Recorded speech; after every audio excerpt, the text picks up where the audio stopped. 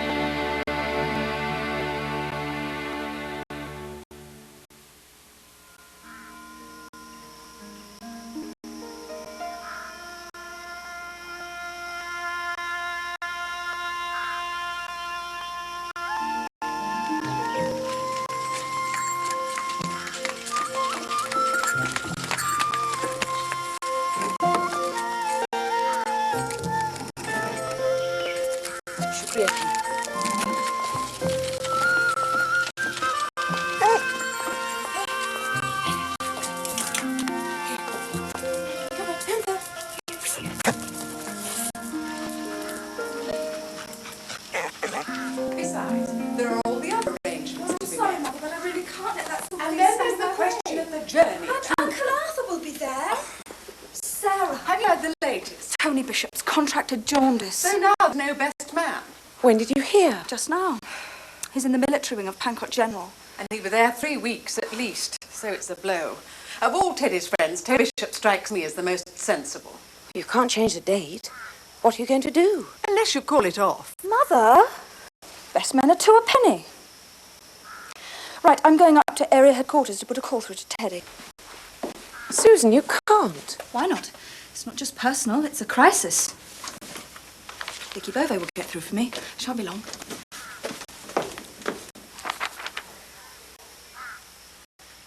I am holding on. Hello, hold on, please. I'm through to HQ Murat. I'll take you through to Captain Bingham now. They're putting Teddy on the line now. Oh, it's Vicky. That's fine. Hello? Hello, Teddy, is that you? Susan! Quiet. I say, what's going on? Tony Bishop's ill. Yes, he's got jaundice. So there's a panic on. I say, that's rotten. What are we going to do? The thing is, Teddy, you'll have to find someone else. And PDQ or Mother to say the whole thing's off. Oh, Lord. Are you there, Teddy? Well, it's a bit of a tall order, isn't it? Finding a new best man. Well, you'll have to think. There must be someone who can hold your hand in Tony's place. Hold on a bit. All right. Matter of fact, I think there is. Easy as a wink old thing. I'll ask the fellow I share quarters with. He's a helpful and willing sort of chap. Just leave it all to me. Listen, don't worry your pretty little head about a thing. Everything's in hand. Well, we haven't got much time. I know. Teddy! You mustn't worry.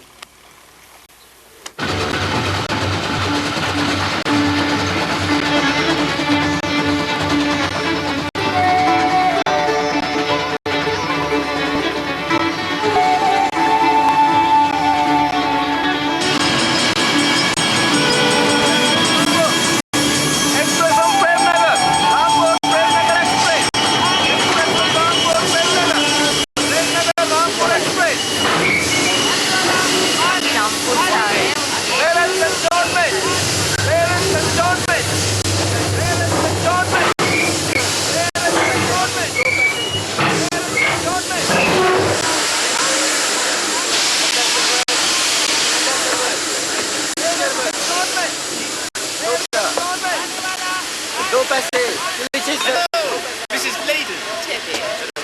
Things are looking up. You're only 20 minutes behind schedule. Hello, Sarah. Gosh, you look wonderful. Darling.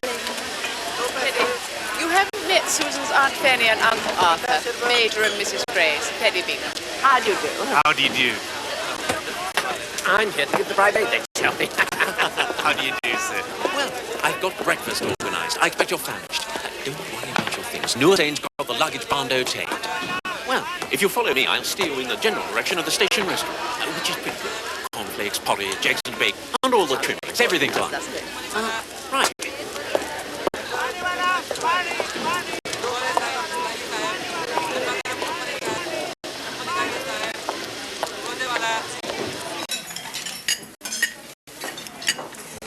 After breakfast, one can face almost anything. Well, we're lucky to be here, you know. If the wedding had been 1 week later, Arthur simply could not have come missing. That's all right then, Mrs. Grace. Saturday it is. What about your best man, Teddy? All fixed. I asked the chap I share quarters with, and he said he'd be glad to. He'll be along after breakfast to help me run you over to the guest house. His name's Merrick. I hope you like him. Merrick? It doesn't ring a bell. What is he? G3I. Arthur, wasn't there a Merrick on General Rolling's staff in Lahore in 31? It could be the same family. It wasn't Merrick, Fanny. It was Mary. Married one of the soldier girls. Well, then I know a Merrick. Is he an emergency officer? He got an immediate commission, I gather. He was in the Indian police. That's unusual. I should say. What rank? Captain. My dear boy, I gathered that when you said he was a G3I. His rank in the police. Oh, that. Superintendent, I think. In what district? He did tell me. Is there a place called Sunda or something? Sundanagar. Oh, a backward area. Quite unimportant. His first name's Ronald, by the way. He's checked things over at the guest house. Nawab's put it at the station commander's disposal, so you'll have it all to yourselves. Shall we see the Nawab? Should you want to see the Nawab? Because there's a scandal about him. He fell in love with a white woman in Monte Carlo. Did he? Who tells you that? I did, but I thought everybody knew. The woman was a Russian emigre. It was quite a cause célèbre. The Nawab had to be rescued by this Russian count called Bronovsky, and afterwards he brought him back to India as his prime minister. If he's really a colonel, eat my hat. The Nawab's been under his thumb ever since. You still haven't answered my question, Teddy. I know once Aunt Fanny starts, it's difficult to get a word in edgeways. I asked whether we shall see the Nawab. Well, Colonel and Mrs. Hobhouse, that's the station commander and his wife, say we ought to invite him to the reception. But it's not certain he can come. Because the reception's at the club. Oh, he's allowed in as a guest, you know. No, because of Ramzan. I mean, he'll be fasting. Oh, I should like to have a Nawab at my wedding. Especially one who used to be wicked. There's Ronald now. He might even bring me a present. A few spare ropes of pearls. Quite a good-looking man. Well, not public school, of course. You can always tell. Ah, you get some peculiar people in the police. I don't expect Captain Merrick's family would bear close inspection. But he's quite the little gentleman, isn't he? And very attentive over detail.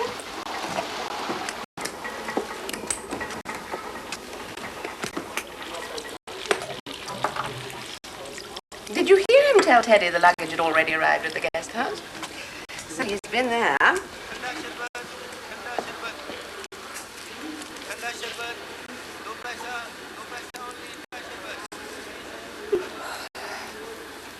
How shall we go? You and Susan and Teddy in one taxi, me and Arthur, Sarah and Captain Merrick in the other? No. I'll go with Sarah and Captain Merrick. Then I'll feel less like a mother-in-law. I hope Arthur isn't going to keep us hanging about as usual. The cars are over there. Mother would like you to come with us. Teddy's taking the others. Yes, I see.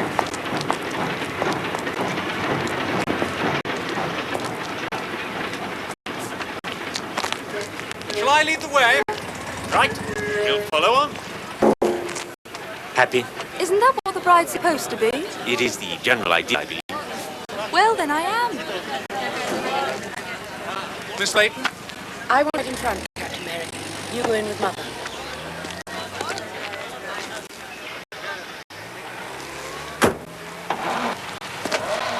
Mahal, Shallow.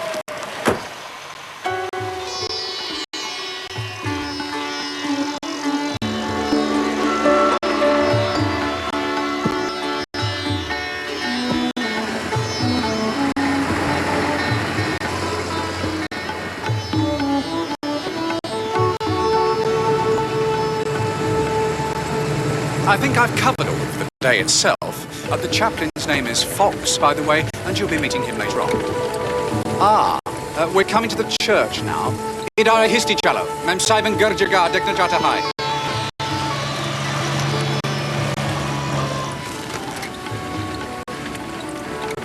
There'll be a small party at the club later to introduce you to Colonel and Mrs. Hophouse. I think that's about all, Mrs. Lane. Except there's a young fellow who's distantly related to the Nawab, whose job it is to see that you have everything you want.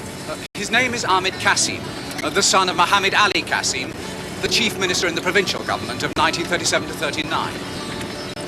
But isn't he locked up? That's the point. I mean, it's something to remember when dealing with young Qasim, that he's not in the least the type of westernized Indian who thinks he's a cut above the rest. Oh. We promised to be well behaved. I beg your pardon, Mrs. Layton, I put it clumsily. The point I intended to make was that Qasim's an attractive fellow, but it's as well to treat him cautiously. It would be unnatural if he didn't resent us a bit. We probably shan't have time to let it was. No. There's the palace now. Oh. You're looking in the wrong direction, Miss Layton. I'm not looking in any direction. Well, there's so much glare. And that's the guest house.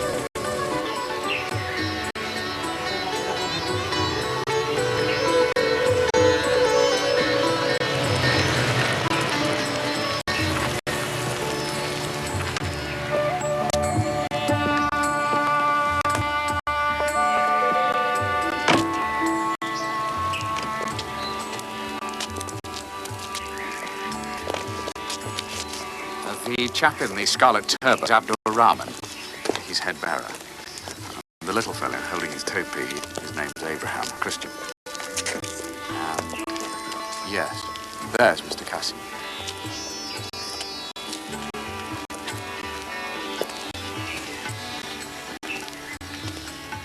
So Mrs. Layton drinks, you say? You mean in secret?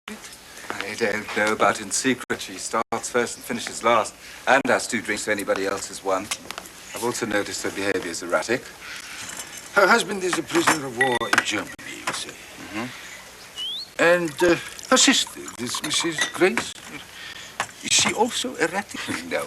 She is perfectly predictable. Depend upon her to be rude at any time.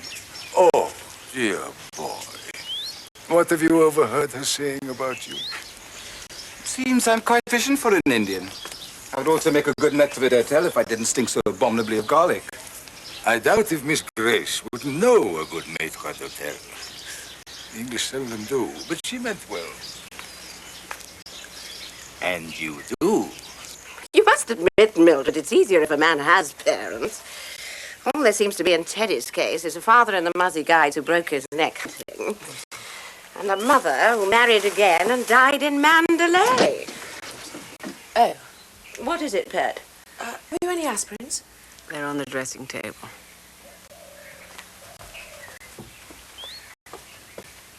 It's not for Susan, is it? You know, this is a very awkward time for her. I've just been praying. No, Aunt Fanny, it's not for Susan. It's for me. My headache. Susan's lying down and she's absolutely fine. I've taken 2.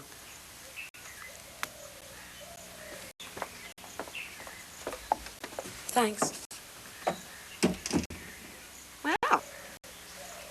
Well, what? I suppose she finds all this rather strange. The wedding, I mean. After all, Teddy was quite keen on her at one time, wasn't he?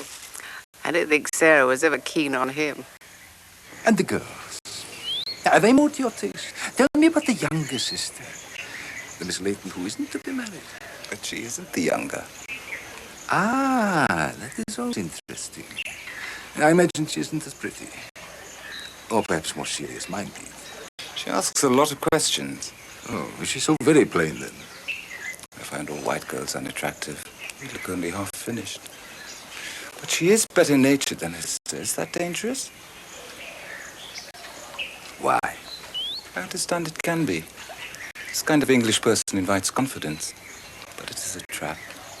One wrong move, one hint of familiarity on your part, and snap, it shuts.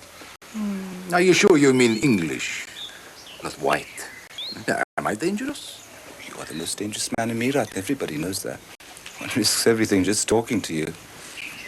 But I meant English, not white. If it had been subjugated by the Russians, I would have said Russian. It is the position of the English as rulers that makes them dangerous. The trouble is, I can't exactly put my finger on it. The trouble is, I don't think Sarah quite believes in it. Us and India, what we're here for. She questions everything. And of course men like that. Well, you know it's true. And your father? Have you kept a promise to me and written to him in prison? No. Why not? Same reason as always, there isn't anything to say. And every word would be read by somebody else before the letter reaches him. It's very off-putting. He's used to the idea I'm a disappointing son. Unlike your brother? Possibly. It's because you're too fond of him that you don't write to him. You shouldn't be afraid of your emotions. It's un-Indian. All this Western sophistication, plus the cult of non-violence, is utterly unnatural to you young men. The result is emasculation. Well, what am I to do? Raise an army to release the prisoner in the fort at Premnagar? You could do worse. The English would respect you for it. Can you stay to dinner? No, I had a sudden invitation from Professor Nair. What's he up to? Nothing he tells me about. Perhaps you don't listen hard enough. Nawab Sahib expects to be kept informed. Is Nawab Sahib going to the reception? He will if I say so. And I think I shall say so. What are the arrangements for tomorrow? They're going shopping. But in the morning before breakfast, Miss Layton wants to ride. Which Miss Layton? The inquisitive one, Miss Sarah. I'm expected to write her, I think. You should tell that to Professor Nair. Why? He will be able to advise you more satisfactorily than I how to deport yourself out of the vast fund of his experience. One more thing. Try to find out about his visit. Has he got a visitor then? Yes, two. One, a woman not identified. The other, an elderly scholar by name Pant Babasar.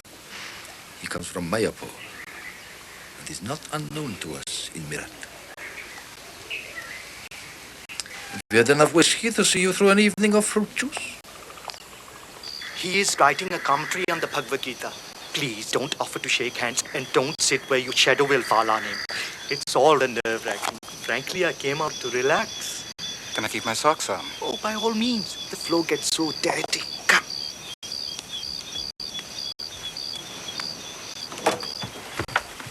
Meet Panditji. Like me, he is a great admirer of your father.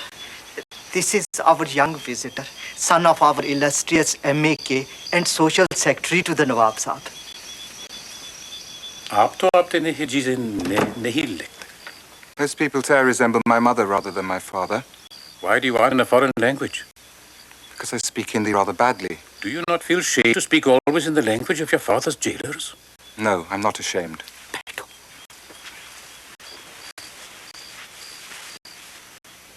I do not know your father in person. Only I am admiring him from a distance. It is a face, after all, much known in newspapers. Is this your first visit to Mirat, Panditji? Oh no, Panditji was at the time living in Meerut, but for the last few years has been in Mayapur. Yes, I see. Then you were in Mayapur during the riots? What riots are you meaning? Riots in August last year. Since you are knowing English somewhat better than I, perhaps you will correct me. But a riot, according to English dictionary, refers to violent, unlawful actions. I remember only spontaneous demonstrations of law-abiding people to protest against unlawful imprisonment of men without trial. When you speak of riots, you are speaking as the English speak. You must speak like an Indian. and think an Indian. Since you were in Mayapur, Panditji, perhaps you knew that English girl, Miss Manners. You have some personal interest in this matter? No. But when one mentions Mayapur, you automatically think of Miss Manners and the rape.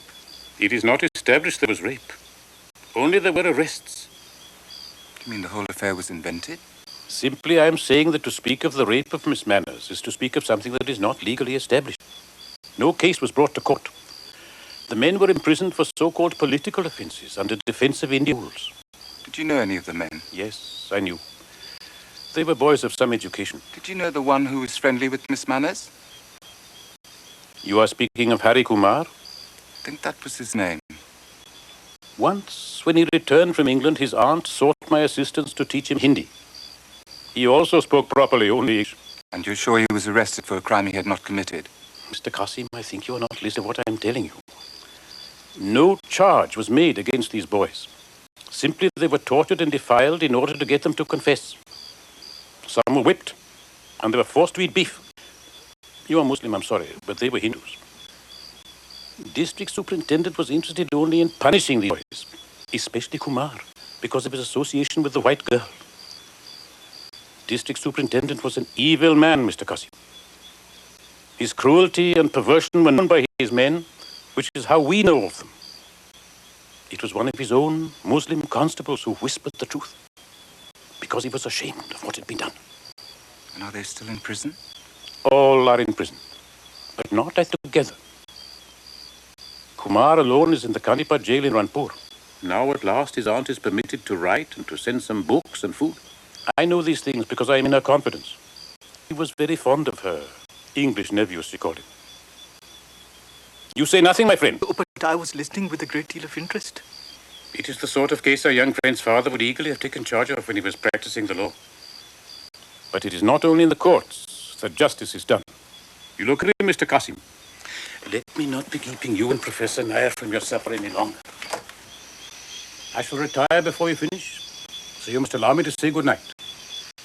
Good night, Panditji. Good night.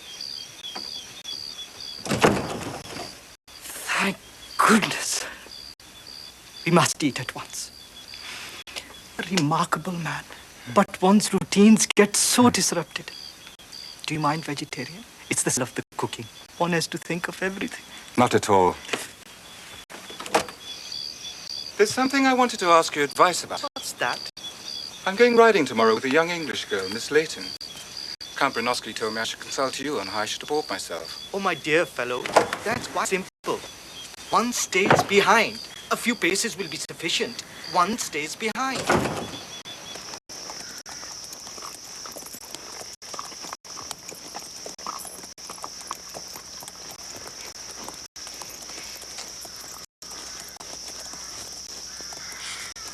Mr. Qasim, it's funny. I've never once heard the muezzin since I've been in Marat. And yet there are all those minarets. Why is it? The wind's been in the wrong direction, I expect.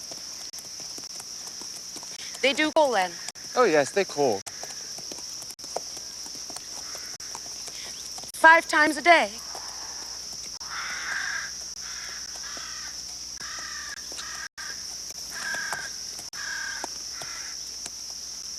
Five times a day, yes.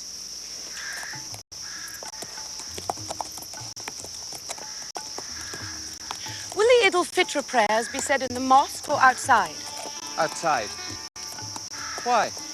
I read somewhere they're supposed to be held in the open air. Why is that preferred? Because of the crowds, I expect. The idea is wholly practical. But I'm no kind of authority. Perhaps the Imam at the Abdul Karim Mosque would have a different explanation. Do you think we dare gallop? If you'd like to. 2. That ridge? There's a nullah between. I don't mind nullahs.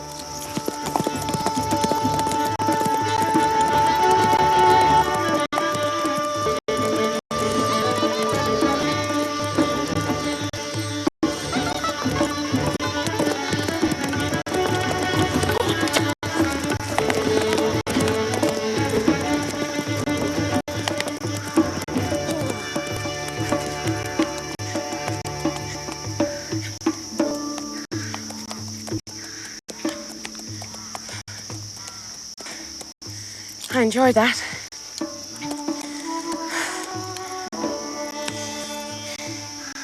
Is Count Bronowski really a count? Yes, I think so. Suppose it's time we started getting back. Yes.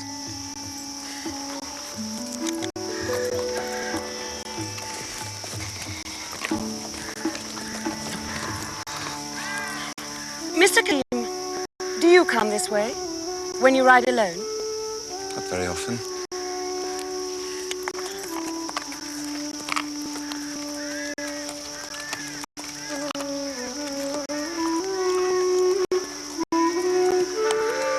I'm sorry, I didn't hear you. Sometimes.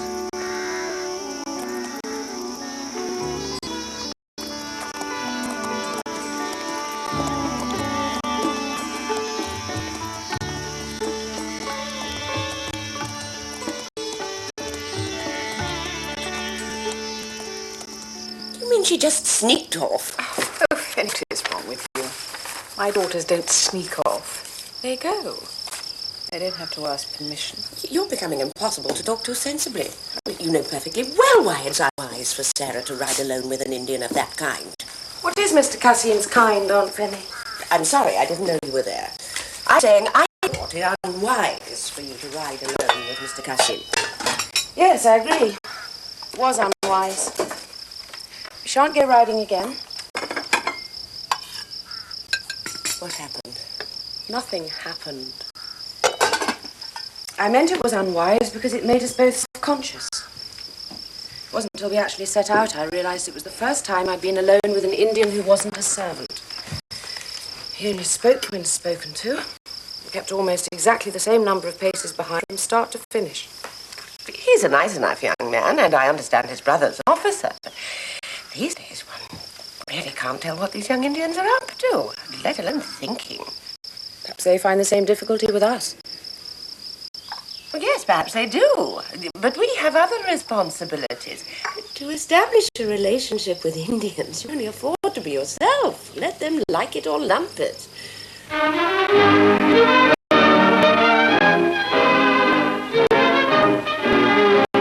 The King honoured the 4th Indian Division when he inspected, in the inner quadrangle of Buckingham Palace, the contingent which is now visiting the country.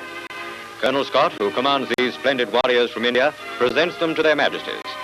Talking to them, the King and Queen heard again about some of the exploits which won the division glory in Libya and Tunisia. Subadar Lal Bahadur Thapa, who had the ribbon of the VZ pinned on his tunic by the King during his Majesty's visit to North Africa, now receives actual cross.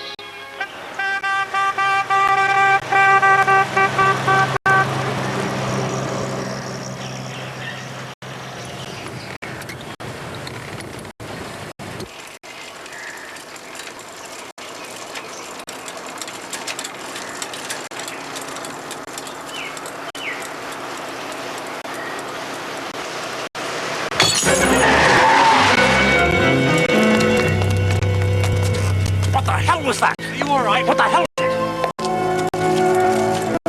Sahib, it is a bomb. Yes. Did you see who threw the stone? I saw no one, Sahib. There was a man on the side in front of the car. He went that way. I'm sorry, Sahib. It is not auspicious. You're damned right it isn't. For God's sake, Ronnie, is there any blood on the uniform? That'll sponge out. Let me have a look at that cut. Ouch! May need a stitch. May have glass in it. There isn't time. You can't get married like a bleeding stuck pig. Come on. Don't sit down on a splinter, whatever you do. You'll really be in trouble. When we get to the church, I'll root out the chaplain and use the phone to get a doctor. It'll mean putting the service off for a few minutes. Drive quickly to the church. The bloody bastard. Whoever it was. Bugger him and bugger the Nawab. Bugger his bloody limousine. Why? Well, it's obvious, isn't it? A crest on the door as big as your ass. A bloody invitation to some bullshit to heave a bloody great rock through the window.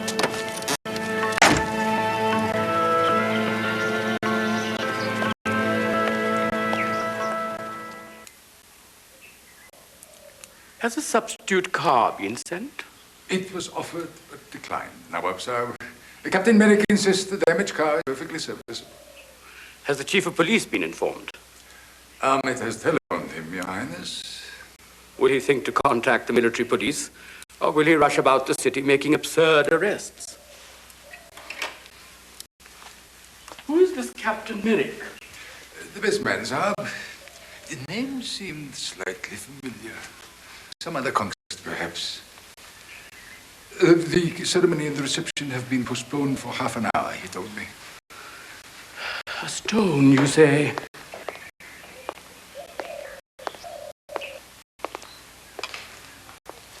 Please sit.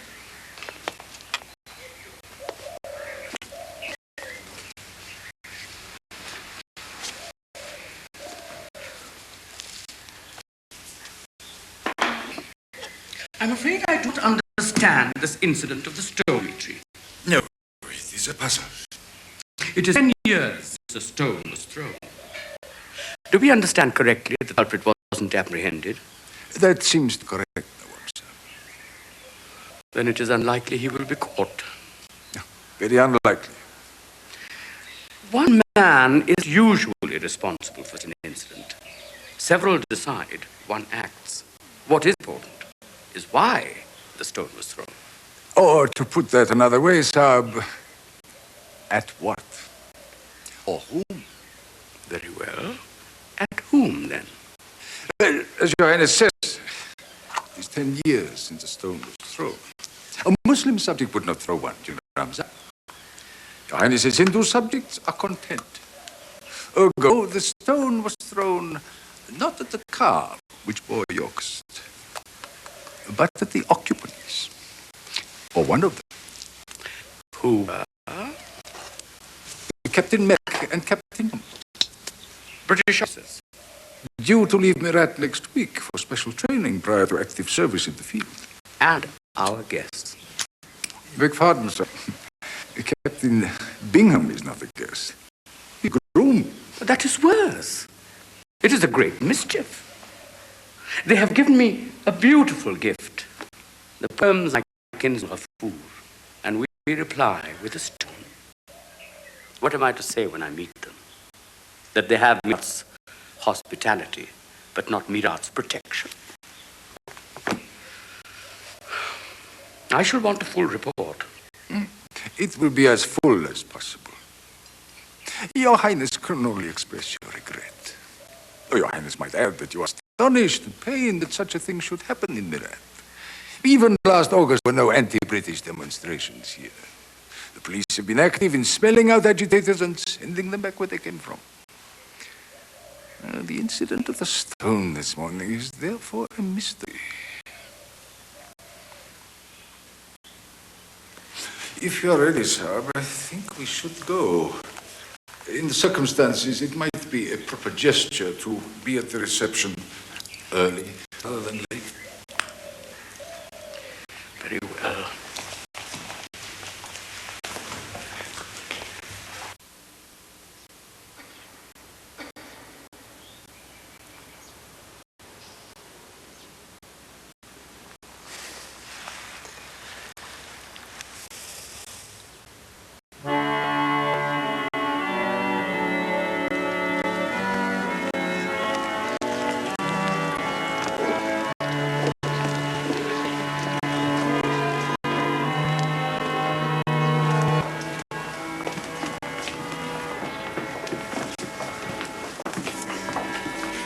Hello, Mrs. Bingham.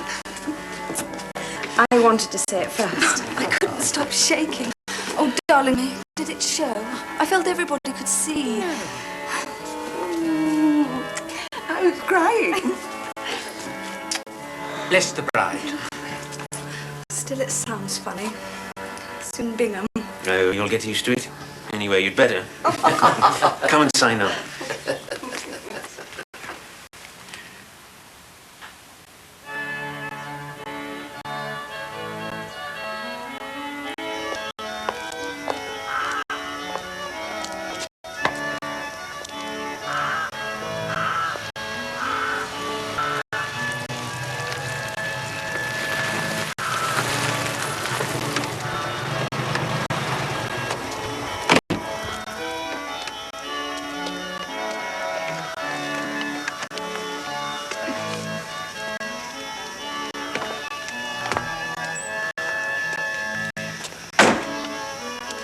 Just right, Your Highness. They will observe, Dmitri, that I do not waste my riches on my clothes. But they may think that you are the Nawab. Oh, no, sir. They will see that I am but Bronovsky. I was here must dress to do honor to the state. But you are the state.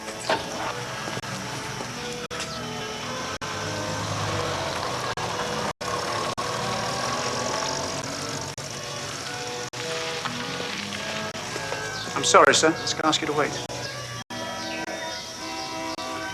His Highness the Nawab cannot be kept waiting. Special security, sir. There's been an ugly incident. Yes, we know.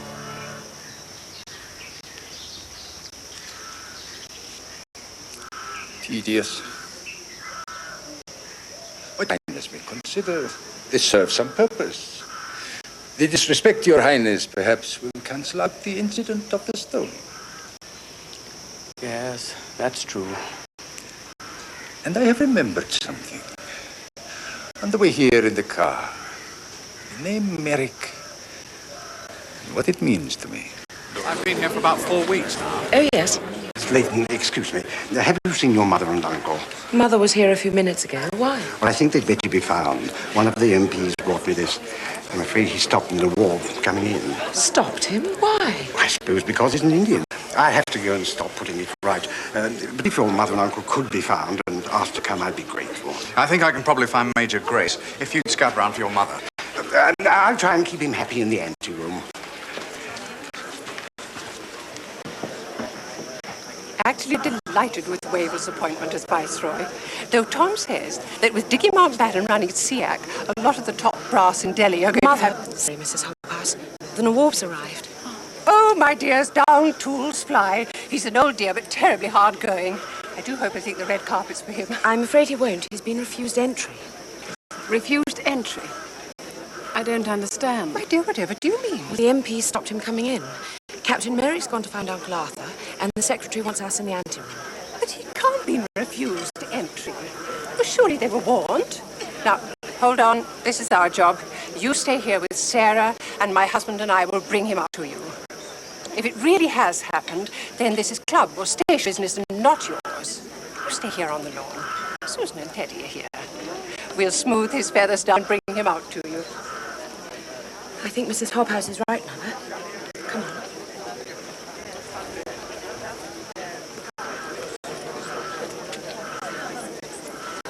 What happens now? This is turning out to be one of the most jinx-ridden affairs I've ever been mixed up with. Where's Penny? I swear a hired gang on the terrace, ordinary members of the club just muscling in. I warned the contractor, Wally, he won't get a penny over the quotation. He's making a packet as is. You say, cheer up, Mildred. What? You look half asleep. I better warn Susan and Teddy. Aren't we going to the anteroom? Mrs. Hobhouse thought it better if we stayed here and she and Colonel Hobhouse walked the Nawab out. Good idea. I say, isn't that him now? Ruxby. Extraordinary. Looks like some downtrodden munchie. That's Count Bronovsky with the eye patch. He's supposed to have been blown up by a bomb in St. Petersburg. But unkind people say he lost that eye peeping through keyholes. Mrs. Leighton, His Highness Nawab, Sir Ahmed Ali Ghaffur Qasir Bahadur. How do you do? I'm so glad you were able to come. Miss Leighton wishes me to tell you how deeply she appreciates your kindness in making the arrangements for herself and her family at the guest house. Yes. Indeed.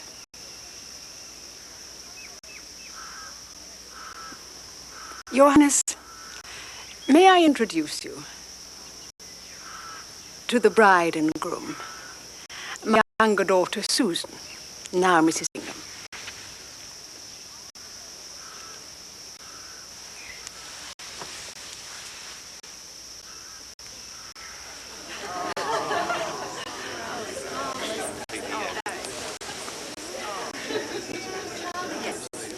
Thank you for coming to my wedding. How do you do, sir? Major Grace.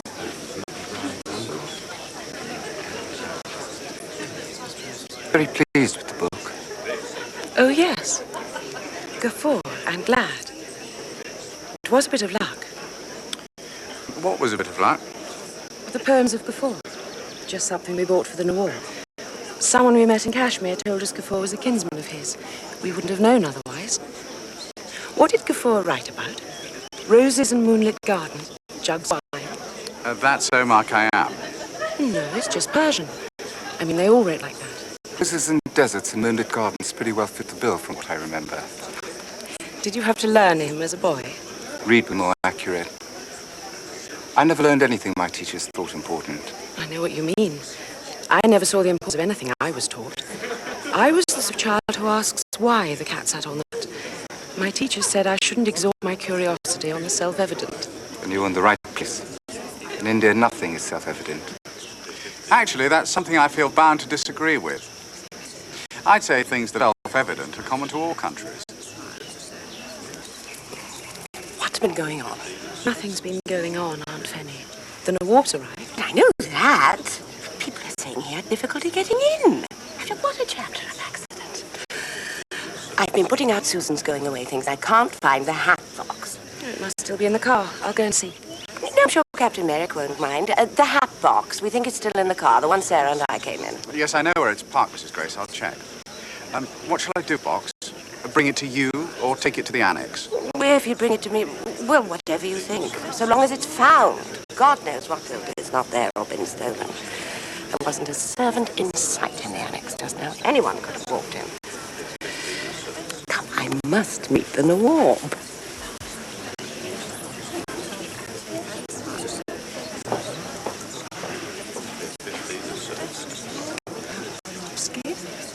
May I introduce my sister, Mrs. Grace? Most dear Mrs. Grace, delighted to meet you.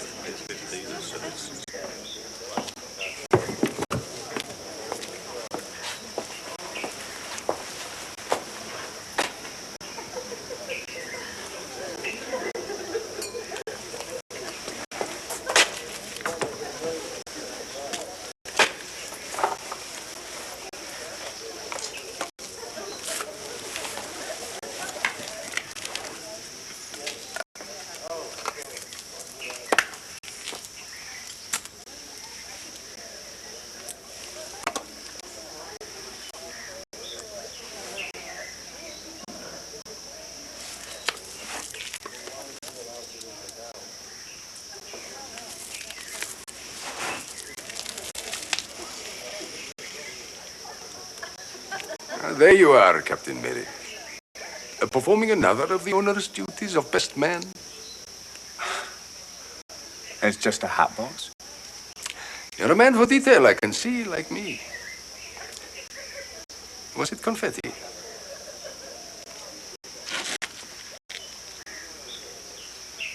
You are married? No. Neither am I. They say it's significant. Tidy people are always trying to wipe the slate clean. I'm sorry about the incident this morning.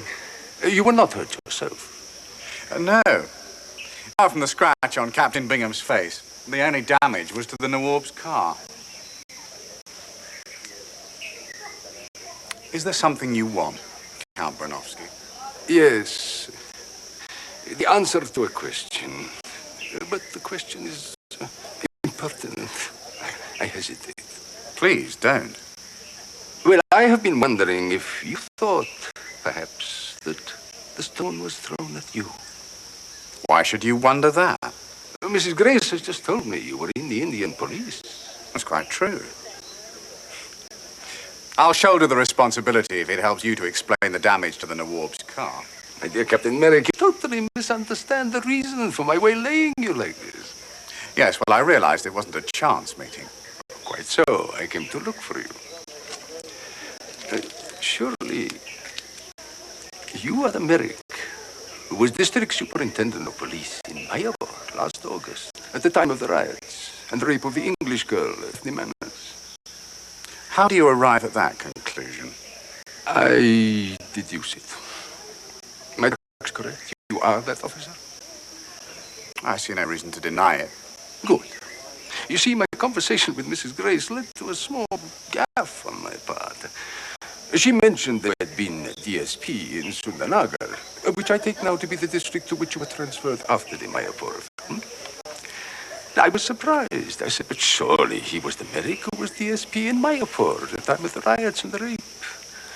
I'm afraid she was intrigued.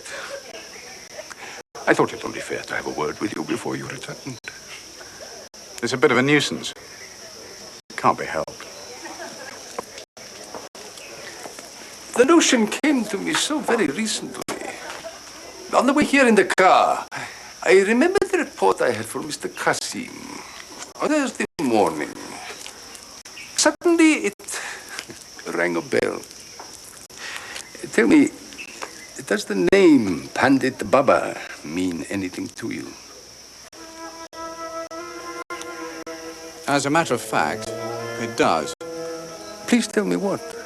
He's a so-called venerable Hindu scholar who incites his young disciples to acts of violence against Muslims, against us, against anybody the Pandit disapproves of and never gets caught himself.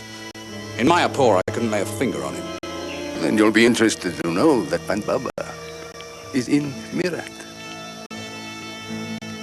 And you believe he was behind the incident this morning? Oh, I think so, don't you? Not that we should be able to prove it. But he is in touch, my spies believe. Very many people throughout India. Aren't you exaggerating? Am I? A stone this morning, the first evidence you've had that you have been carefully tracked down since leaving Mayapur. To Sundanagar, perhaps. Even Meerut. It may be as you say. Doesn't bother me. This is their last opportunity. They can hardly follow where I'm going. Unless some sepoy has been bribed to put a bullet through my head. I don't think killing you is the idea. I should say Meerut is their last opportunity. The wedding ceremony would have proved an excellent background for something colorful. But they have given only a stone. Tell me, did it pass through your mind, I wonder, that acting as best man might bring your persecutors out in the open? No. It was the other way round. I agreed to be best man and then realized I was probably the worst possible choice. All this is something I prefer to forget. I'm sorry you've identified me. Oh, my dear fellow, why? If I have correctly judged Mrs. Grace's reactions to my unintentional disclosure, you are now an object not only of interest, but of admiring curiosity. We must go back. I shall have to, I'm afraid. I'm sorry to have kept you. If you're ever in Meerut again, I hope you will let me know. We might have a longer chat. Of course. We may find much in common. Would you, for example, describe that young man over there as beautiful? Yes, I think I... Well, it doesn't matter. Come, let's go in. He was in love with her. A woman from Mayapur told me it was well known at the time. Must have been awful for him when she became infatuated with one of those Indian boys. I mean, this woman said he looked positively ill when Miss Mann was assaulted. He can't have liked Count Bronowski remembering it all right. Did you see his face when he got back with the hat box? Stop it, Aunt Fanny. Stop it. I'm trying to pretend that this nice day. I'm trying to remember I'm being married to Teddy. Dear child. We've got 15 minutes, Mummy. What have I done? Nothing, Fanny. It's what you were saying, not doing. Hardly a suitable subject in the circumstances, was it? Oh, dear, yes, I do see. Oh, poor pet. What are you looking for, Sarah? One of the buttons came off. Dude, I'll find it. You pack the dress away and let Sarah get on with her own changing. All the same, he must have been nearly out of his mind when those men got away with it. I told Count Bronowski you'd been moored next to that extraordinary woman's houseboat and that revolting baby crying. It's like an Indian slum. Aunt Fanny, I just don't understand you. Here it is. Millie, put it in your handbag. What means, Sarah, you don't understand? You're still talking about that manners business. But Susan, come here. That's not what it mean? You're quite prepared to gloat over all the details, every last juicy bit. Well, I was in that slum, as you call it. I spent a whole hour talking to that extraordinary woman. I even looked at that revolting child. Of course it wasn't a slum, and the baby wasn't revolting. Though I'd agree about Lady Manners. She isn't ordinary. You went to see her? What for? To apologize for us. Perhaps the rest was just curiosity. Like yours, Aunt Fanny. Did you know about this, Millie? Yes, I knew. Sarah told me afterwards. And did you approve? I told her to keep it to herself. Does it matter now? May we just concentrate on getting Susan safely on the train?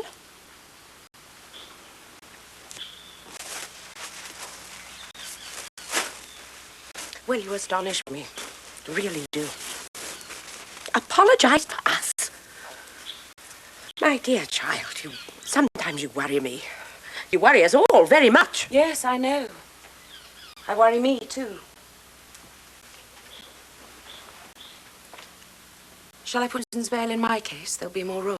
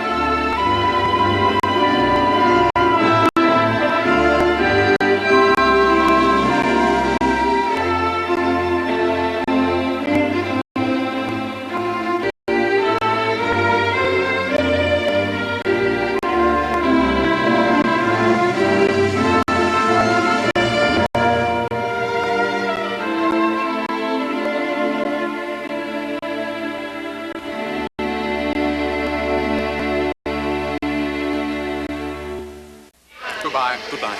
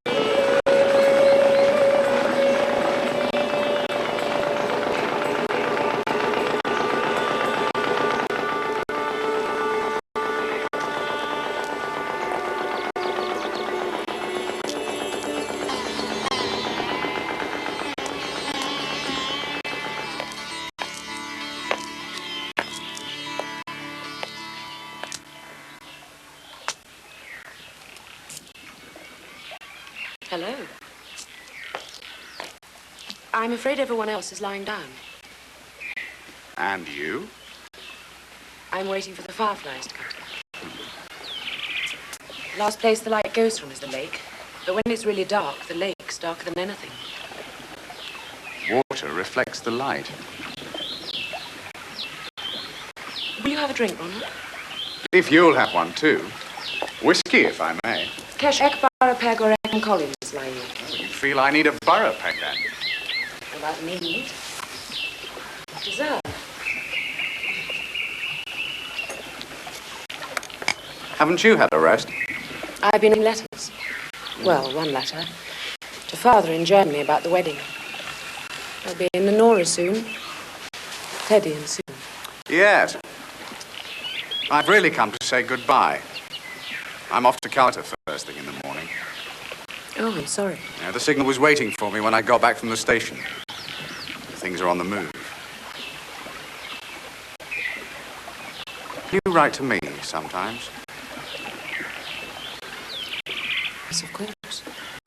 Thank you.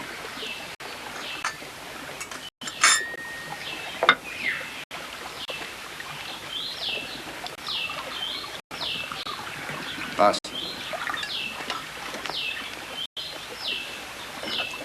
Cheers. I'm glad you were alone. I wanted to apologize.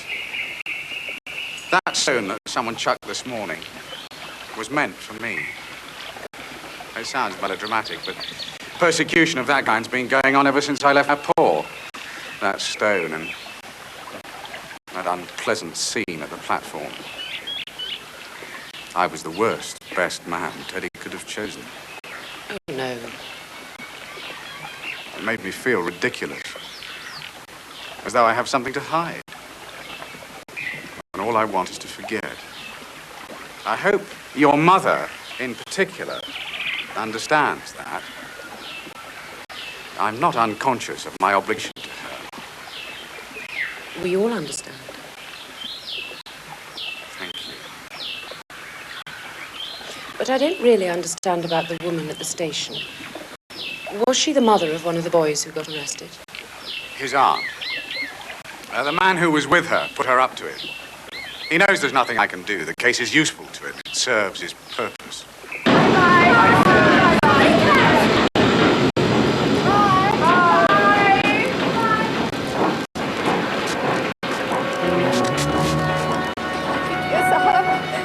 सिर्फ आप ही का सहारा है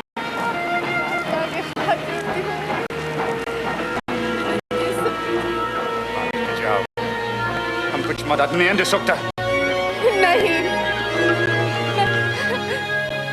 मैं आपके पाँव पड़ती हूँ मेरे सब बेगुनाह है उसने कुछ नहीं किया मैं आपके पाँव पड़ती हूँ उसे बचा लीजिए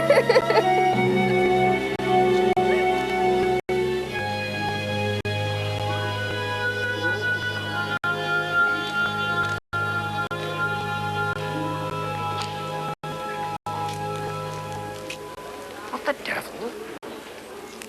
Who was that? A mad woman. Some mad woman.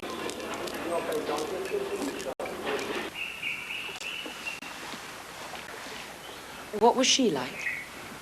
The girl in the Mayapur business? Rather like you. No, not physically. Well, not as pretty. She was a bit clumsy. She made a joke of it. But she was sensitive. The kind of girl you could talk to. Although our backgrounds were quite different. Were you in love with her? I don't know.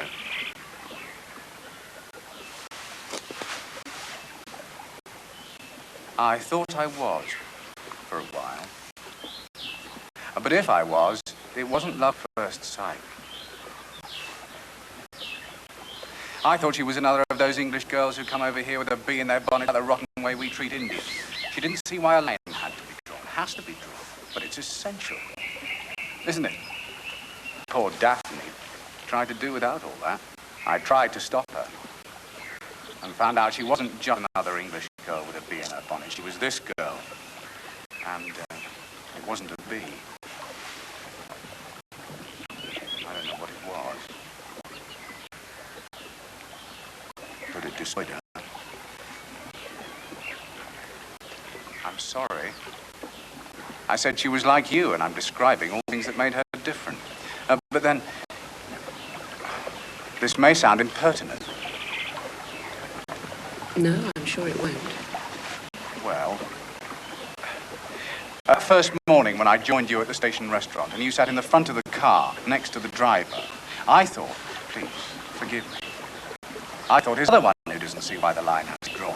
That's why I started talking about young Cassie. I think subconsciously he'd impressed me as being one of Hari Kumar's type. Hari Kumar? Oh, the chief suspect in the case. The man she was friendly with. In that car, there was a sort of fantasy in my mind of Harry and Daphne about to come together again. But I was wrong. Mr. Cassim knows where the line has to be drawn, doesn't he? So do you. Can't speak for Mr. Cassim. Well, then, for yourself. What are we talking about, Ronald? The social pressure that keeps the ruled at arm's length from the rulers? Or the biological pressure that makes a white girl afraid of being touched by an Indian? I think they're connected. A white man, I or Teddy, for example, if one's taste ran that way, could marry an Indian woman or live with her. He'd have the dominant role, whatever the color of his skin. But an Indian man touching a white-skinned woman would always be conscious that he's... What's the word? Diminishing her. And she'd be conscious of it, too. I'm sorry. I put it very badly. And I've broken one of the sacred rules. One isn't supposed to talk about that kind of thing. One isn't supposed to talk about anything very much. I know. It's how we hide our prejudices and go on living with them. Would you say goodbye for me? And apologize to your family. I expect Aunt Fanny will be out in a while. No, I really must be going. I'm only half packed.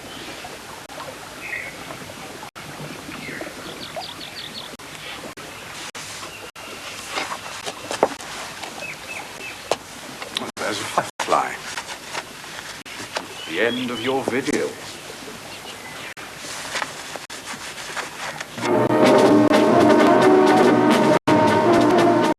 It's alive with Japs. First evidence of the enemy is Jap booty captured in a previous encounter. Evidence of the turn of the tide of war, clearing the Arakan Japanese strongholds. On the lookout, snipers. Duck your head over the next hill, signed Toja, and its sound advice as Allied bombers go into action.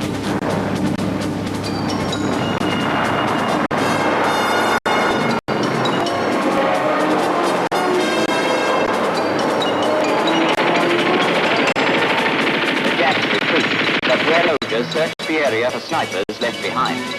A Jap hideout. Japan boasts her soldiers never retreat, never lose their nerve, fight bravely to the death rather than face capture.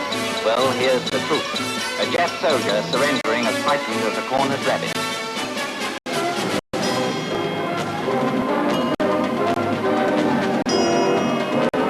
Wounded prisoners are taken back for first aid.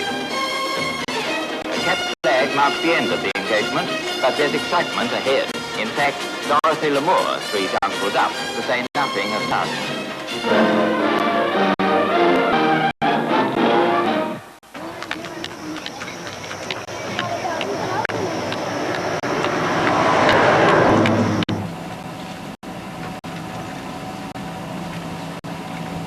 You have a question, Lady Manners?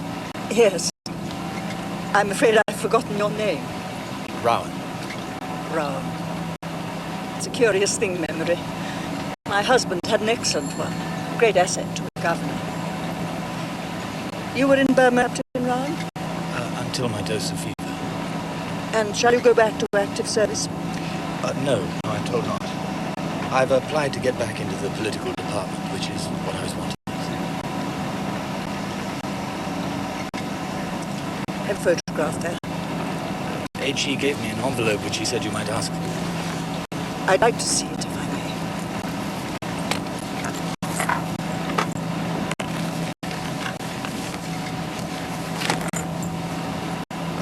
Would you unsee for me?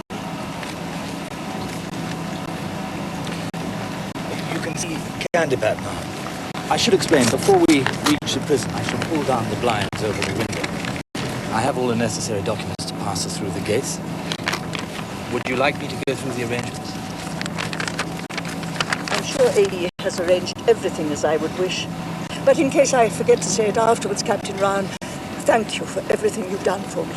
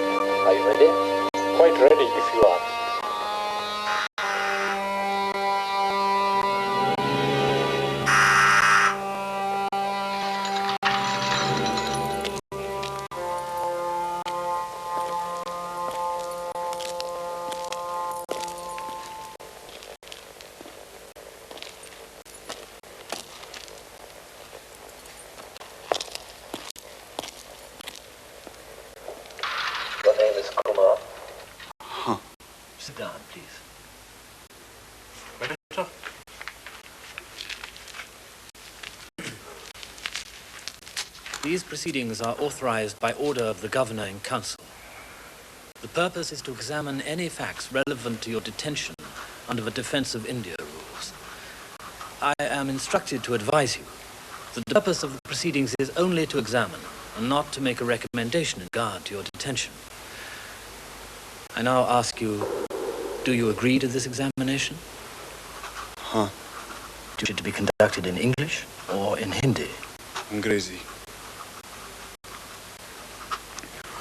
I'm sorry. I mean in English. I seldom have an opportunity of speaking English to anyone but myself. I see. Then we will proceed in English. Your name is Kumar, given name Hari, son of the late Duleep Kumar of Didbury in the county of Berkshire. Honestly, Mildred, that's a laugh. Someone threw a stone at the Nawab's car. Teddy and the best man were in it. I'm glad you're amused. I must admit it does have its comic side. Ted at the altar with a lump of sticking plaster on his face. Only 72 hours of honeymoon where he has to buzz off and fight the jazz. How did Susan take it? Susan was splendid. She saved the day. And it's not comic for her. Back to life as bloody usual in Hancock, and in the bloody grace and favour, too. I must say she's been very good for a grouse with it. What did you suppose? Really, Nicky, I don't suppose anything. This whole stupid business could have been avoided if Captain Merrick had only said. What he should have said to Teddy. That he was the policeman in that ghastly Manners case. And he'd been tracked down ever since. Then why didn't he? Perhaps because he wanted to be best man. Seems rather an off thing to do against Teddy's fellow officer. He's hardly that. I thought you said he was. Nicky, Captain Merrick is not a muzzy guide. In fact, he's scarcely a gentleman at all. Not top drawer. Not by any stretch of the imagination. Oh, well. What's that? Sarah making the fourth. I would like to return for a moment to the time when District Superintendent Merrick made what you claim was an obscene remark. You had refused to answer any questions. Because Merrick had refused to give me the reason for my arrest. But then at 22:45, you made the statement as it appears on the ESP's report. I haven't seen Miss Manners since the night we visited the temple. Yes. And until this examination, you have persistently refused to make any other statement. Yes. How long did the interrogation continue? I lost track of things like time. 2 hours or more? Could have been. So you were alone with the examining officer for 2 hours or more? No. Other people came in after a bit. The 2 constables? There may have been others. It seemed like it. Are you saying you were confused? A little giddy, perhaps, standing for a long time? I wasn't standing then. You were allowed to sit? No. I don't understand. You were not standing, but you were not sitting. What were you doing? Lying down? I was bent over a trestle. Bent over a trestle? Tied to it.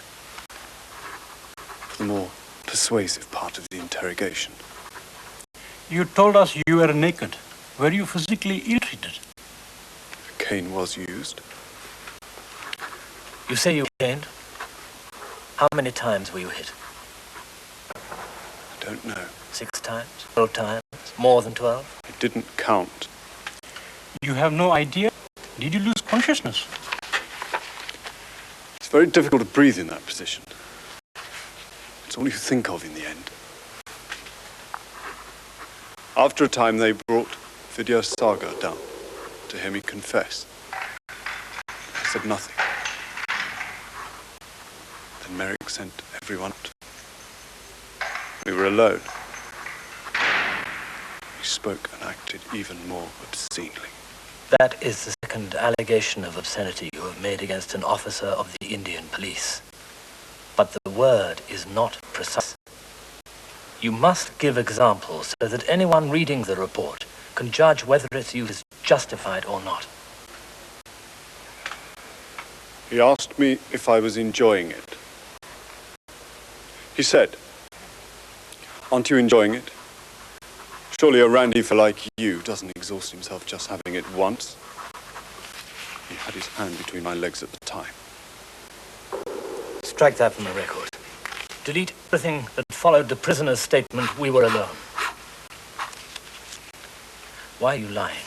I'm not lying. I'm answering your questions. I put it to you that you are. You still have an opportunity to retract. I advise you to think most carefully whether you should take that opportunity. I have nothing to retract. Sorry. I seem to have misunderstood. Misunderstood the questions? No. The reasons for asking them. I made the wrong guess. Something's happened to her, hasn't it? You mean Miss Manners? Yes. I agreed to this examination because I thought Daphne had finally persuaded someone to believe the truth.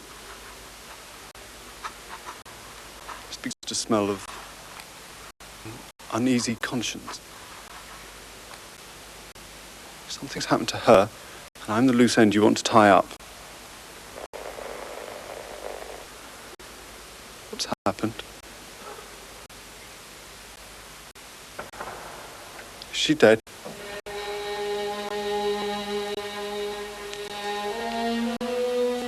I've sometimes felt it, but...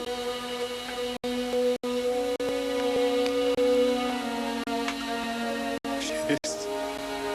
I should have said. I should have told me. We presumed you knew. She died of peritonitis. That's blood poisoning, isn't it?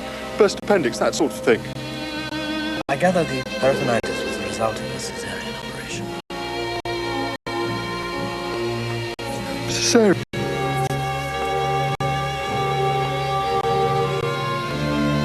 I see. She married? No, she didn't.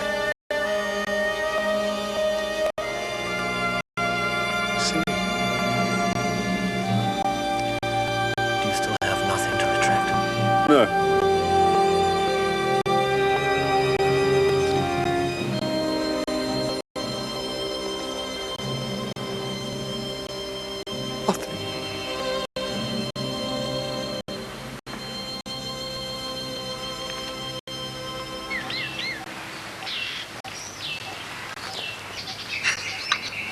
Aunt Abel, are you sleepy? Yes, but not tired.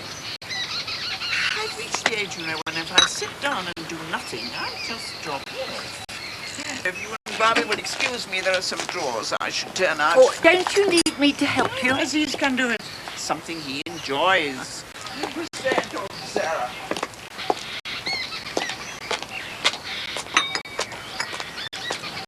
Mustn't stay too long. There's something I still don't understand. Who was the Indian woman at the station? The aunt of the boy Miss Manners is supposed to have been infatuated with. He's still in prison. Kneeling at Captain Merrick's feet, beseeching him. Poor woman. He said they were exploiting her, using her as part of a scheme to make him look like a marked man. He hadn't seen her since he left Mayapur. Oh, did he remember my friend, Edwina Crane? Oh, I'm sorry, I never thought to ask. Well, I don't suppose he did. Although, as DSP in Mayapur, he must have been all about her being attacked. But he did have his hands full with that other awful business, didn't he? Wasn't he supposed to be in love with her? Miss Manners, I mean. He said he'd been attracted to her. He made it sound like a confession, as if he was determined to be honest about the whole thing. But all the time I felt he wasn't. I don't know why I felt that. But everything he said sounded rehearsed. And while he was saying it, I felt him watching for the effect, knowing what it would be. You didn't like him? No. I don't think I liked him at all.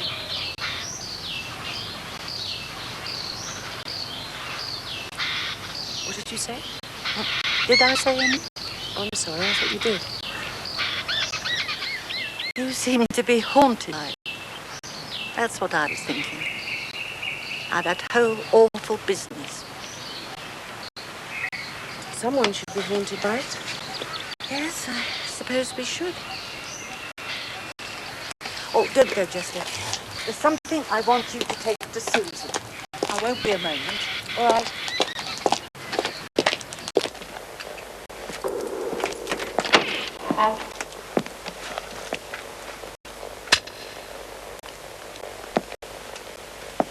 Lady Manners, are you all right? Yes.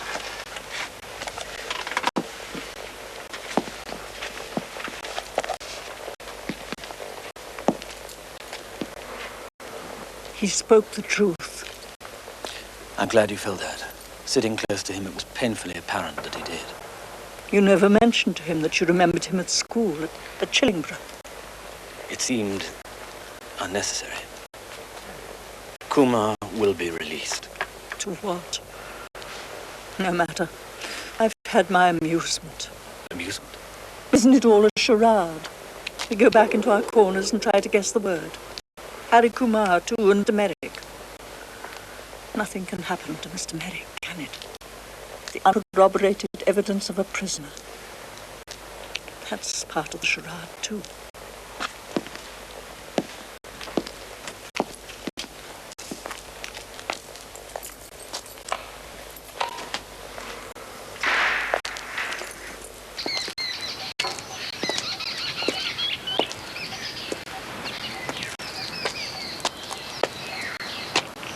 Here we are. It's a combined wedding and 21st birthday present. Apostle spoons. I'd be so grateful if you'd take them to her. Thank you, Barbie. That's very kind. I thought I ought to tell you I may be leaving Pancot. Why? Where to? Just to do something useful. Nursing, perhaps, or what I'm doing now, but where the war's a bit closer. Do you think that's selfish? Why selfish? Because of leaving Mother and Susan. With Daddy a prisoner of war, it seems to be my job to help look after things. Susan's a married woman now. Yes. That's why I thought I'd go. Of course, I should miss you dreadfully. So would everyone. But it would be wrong to hold you back. That would be selfishness. Thank you for Susan's present. Don't bother to see me off. Say goodbye to Auntie Mabel for me. Of course.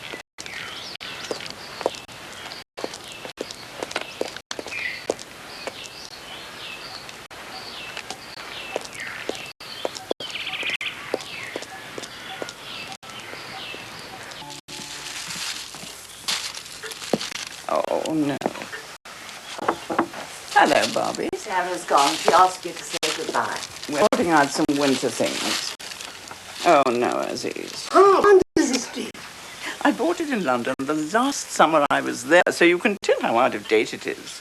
But every winter, Aziz tries to make me bring it out because of the tag. Honesty is pakka. You could shorten the skirt. Huh? Shorten the skirt? Very well, Aziz. Put it on this pile.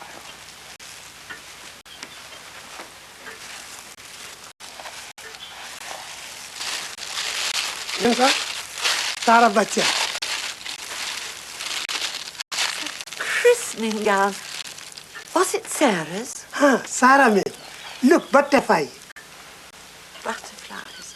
Oh, but it's beautiful. My mother gave it to me when I married, for my children. Of course, I never had any of my own, so I saved it for my stepson, for when he had children. Did Susan wear it too? No, Mildred had something new for her. There's the full length of it still unmade up, and not for a shawl. Aziz, show Bobby Mem the piece.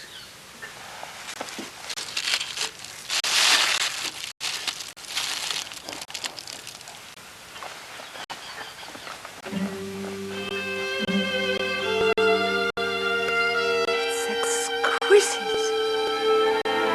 Look, they're caught up in the web. Poor prisoners. Would you like that piece? For me? It's too beautiful. So delicate, alive. Aziz will keep it safe.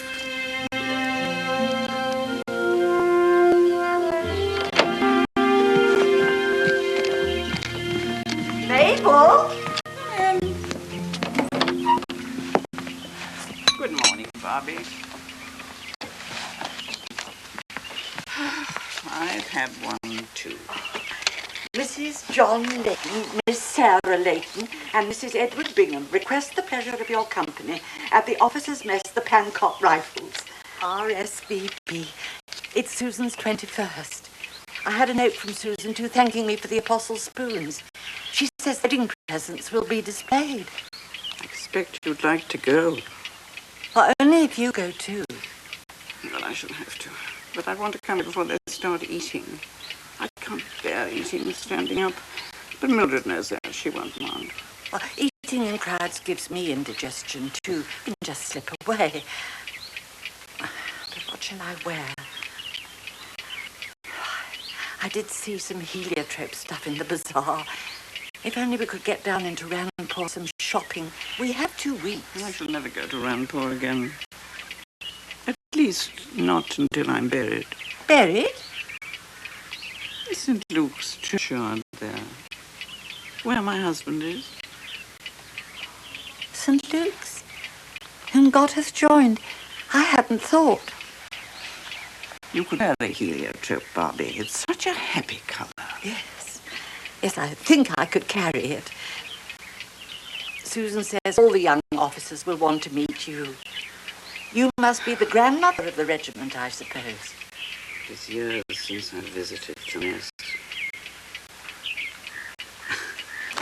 We shall go.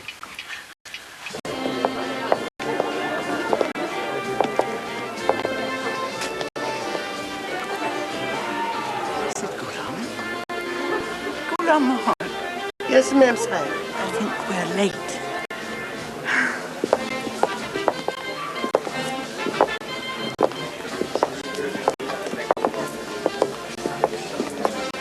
Thank you, Ghulam. It's very crowded.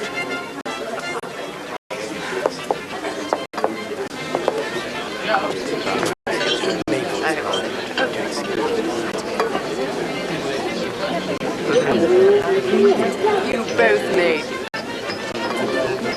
Hello, Auntie. Oh, how nice of you to come. Thank you for the marvellous present. Hello, Barbie. Hello, Susan. Mabel, you rest with Cody, don't you? I'm the oldest captain in the regiment now, deputizing for Susan's now. I think I met you once with John. Yes. Seems to be keeping his spirits up in prison camp.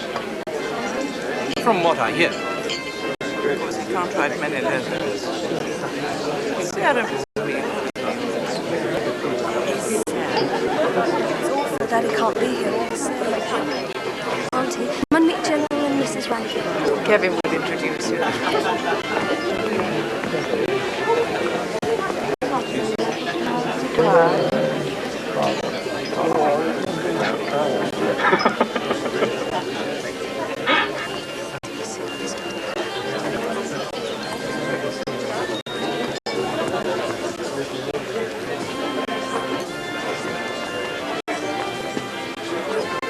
Barbara.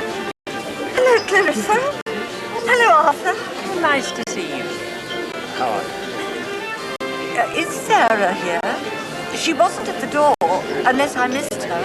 How awful if I did. She was here a minute ago. Yes, I can be fine.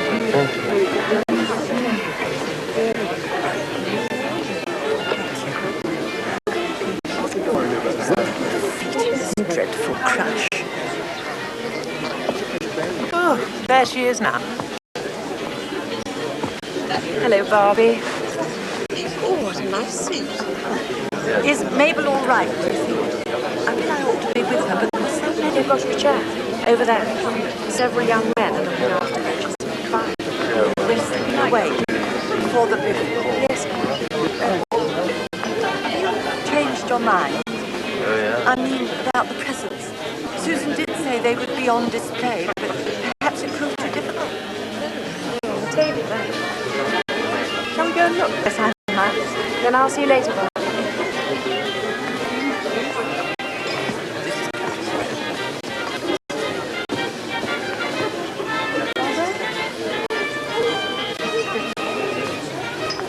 Here they are. Splendid. Yes, it is.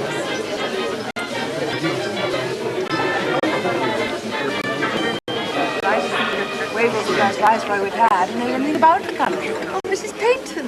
And then, of course, he's a soldier.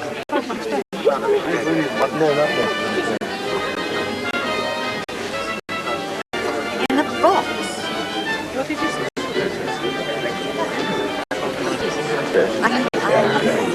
Absolutely splendid. So many. You know, I've never been in a mess before. I mean a mess with a capital M. Isn't that odd? Or don't you think so? I suppose this room is the anteroom. Is that the right nomenclature? Oh, look, there's the canteen of silver. I'm sure I saw another toaster. Are you looking for something special? They're not here. Oh, excuse me. Barbara, do be careful. I think we'd better stand back. One can't expect.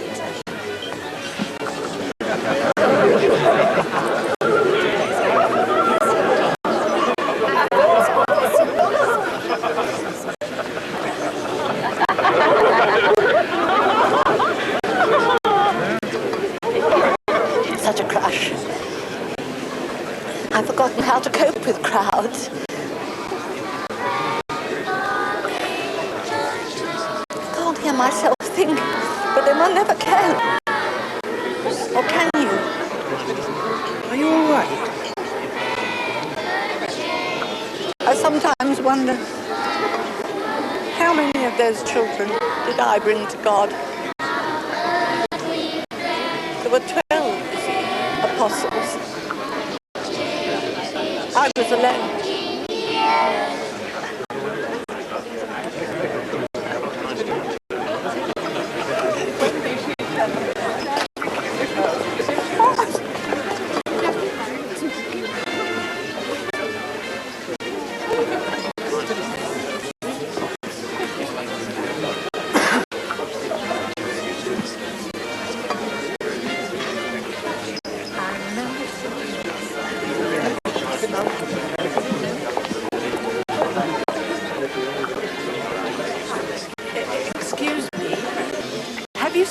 Leighton.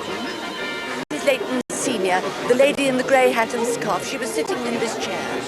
Oh no, she won't faint. But she can't faint.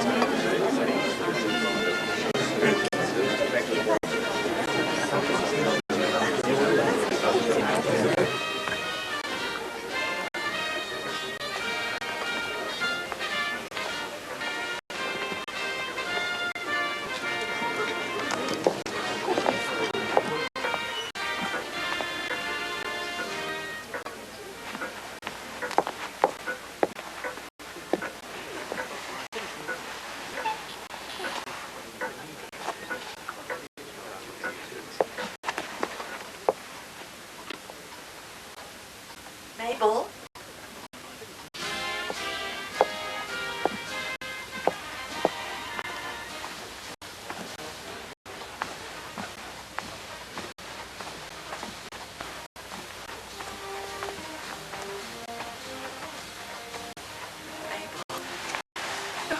Barbie, is it time for us to go? I lost you. We can go out the back way, through the corridor. If you're ready. Oh, I'm ready. Susan's going to have a baby. Mildred told me. So Sarah's decided not to go away. The regimental silver. Exactly as it was when I first saw it 40 years ago. Just how many stars. Nothing has changed. I'm not even angry. Someone should be.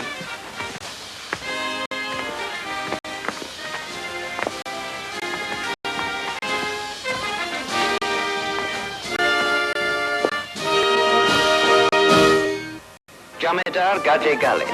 He lives again in memory. That moment when, wounded his arm, in his chest and in his leg, he went on fighting. Covered in blood from his neglected wounds, he led his men into a hand-to-hand fight with the enemy. For superb courage, the Victoria Cross. Chelaram, what he did saved countless lives, and he died. This is his widow and his child. For her, it's all strange and bewildering. Chelaram was her husband. Now the Viceroy comes to tell her that Chelaram was a hero. Now her and child are brought forward to meet the Viceroy. Otherwise, the watchman, the Commander-in-Chief's wife, the wife of the Viceroy himself. Now he's giving her Chelaram's message, Victoria Cross, and she hears the world told how Company Havildar Major Chelaram rallied his men under fire, with no thought for his danger despite his serious wounds. How his men, inspired by his example, fought off the enemy with bayonets, sticks and rocks picked up from the western desert. How he was wounded again and died, still leading his men. And the Allies' assault on Casino continues with heavy fighting in all areas. Meanwhile, in Delhi, it has been strongly denied that the Japanese forces have got the British and Come in. The Supreme Commander has informed the Minister of the Defense You wanted that to his see me, power sir? is strongly held, while intense Ah, fighting yes. continues in the area of Kohima. Bad news, Fred. Yes, sir, it is. I didn't mean the war. I'm afraid this is personal. Would you like to sit?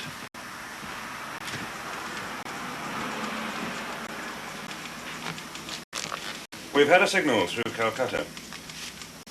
I thought it best to tell you first. I'm ready. I see. What a terrible, terrible thing. I'll ring my wife. We'll all do what we can. Thank you. I'd better go now. Well, won't you wait a minute before you go? You've had a shock. No, it's better like this. I mean better than just a telegram arriving. Yes, of course.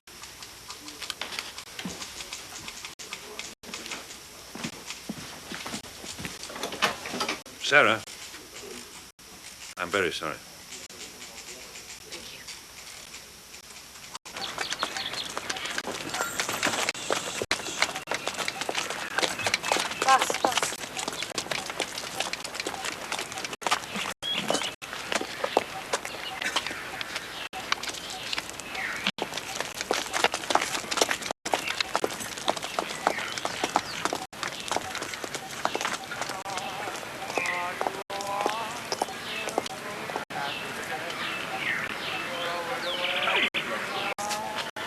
Susan mustn't see me yet.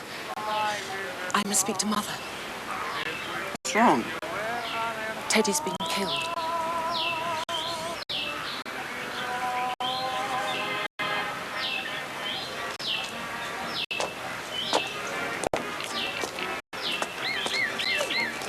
Possibly made 3 entries on that. Sarah's here.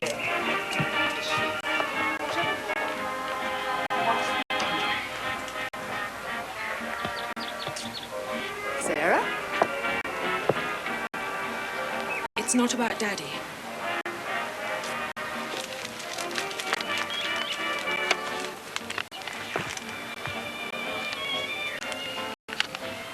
I'm sorry.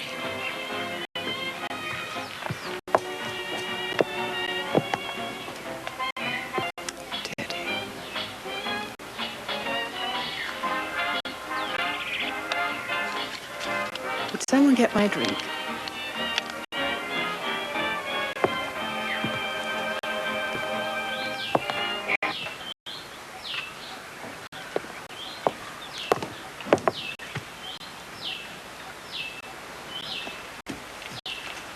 Where's Susan?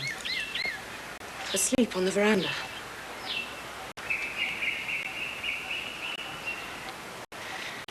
I'll go out and try to tell her. Perhaps someone should Dr. Travers in case she takes it badly. Do you want me to? No, Bobby, I can manage.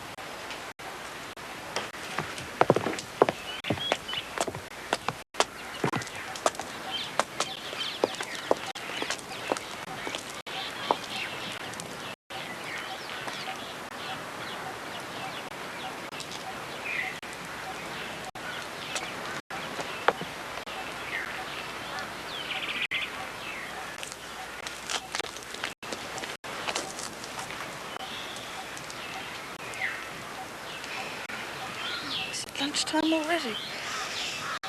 No, I've come back early. You come on badly or something? No, it's not that. Shall we help Auntie Mabel with the flowers?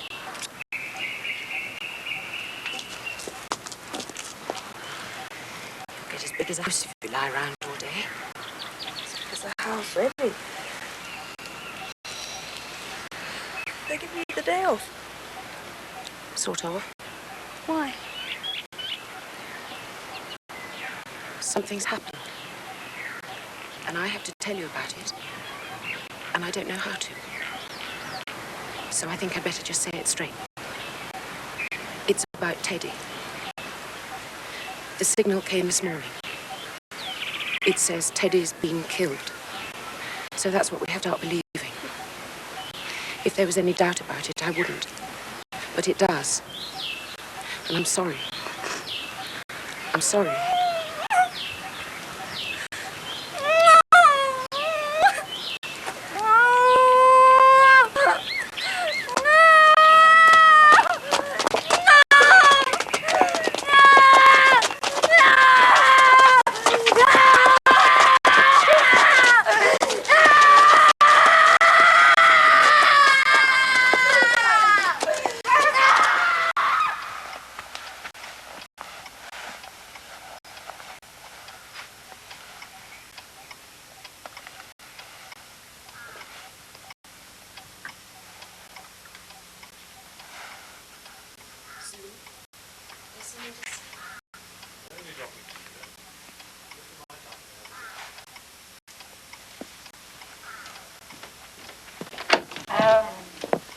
Who was that?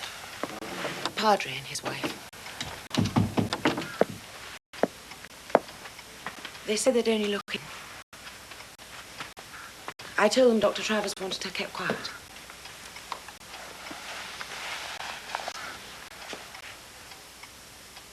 I never cared much for Teddy, you know. So I can't pretend to be bowled over.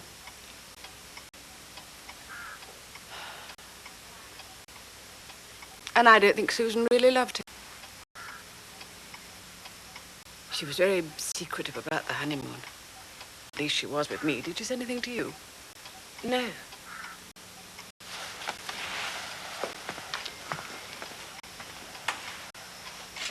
I don't think Teddy was...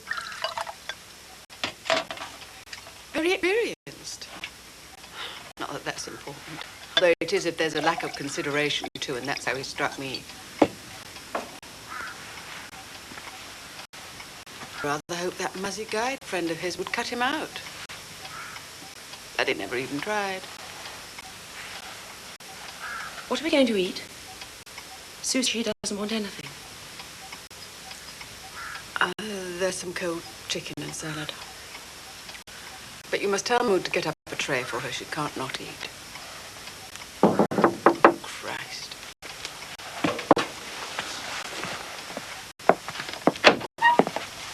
Come in. We didn't stop. It was my husband she wanted to see.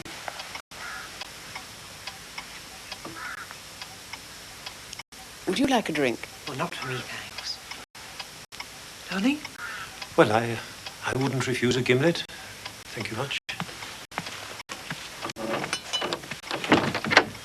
I'm sorry. It's very sad. She's asked for a memorial service, which seems suitable. I shall be happy to arrange it for her. Not happy, darling. No. No, of course not. Happy to be used. I thought on Saturday week, if you agree, Mrs. Layton, then I can announce it next Sunday at Matins and Evensong. If it's what Susan wants. Thank you. Oh, yes. Well, it seems she does.